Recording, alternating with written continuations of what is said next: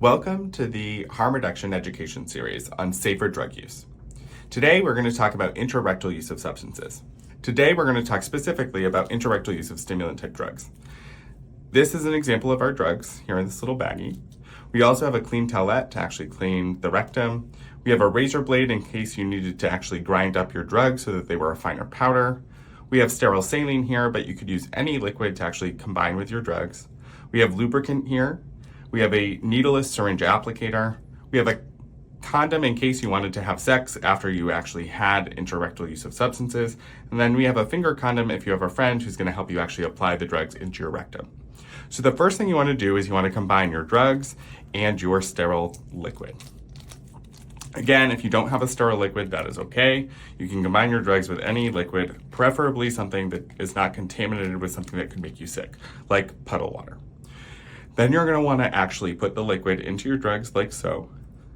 And ideally, you can mix the drugs here in this container, or you can actually absorb them into your needleless syringe, and you can actually mix them in your needleless syringe. So you can see here, we're just going to drop the drug mixture right into this needleless syringe. Try and get all the liquid up with all of the drugs. If you don't get all of the drugs out, you can always apply more liquid later, and you can actually drop more and do this again.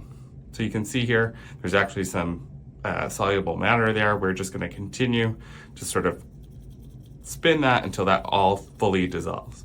The more fully dissolved this is, the safer it's going to be when it's actually applied into the rectal tissue, especially if you're going to be having anal receptive sex afterwards, because we really want to prevent any tearing that can happen in the rectal tissue.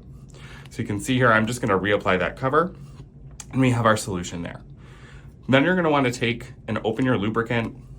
You're going to take your needleless syringe applicator.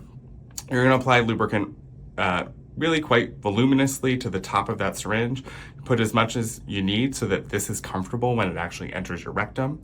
If you can do this yourself, you're going to want to put yourself in a position where gravity is your friend and the solution is actually going to get into your rectum and can be readily absorbed. If you can't do this easily yourself, we recommend having a friend, and you can sort of use a finger condom like so that you can prevent the transmission of any infections to sort of the tips of people's fingers that can sometimes be damaged.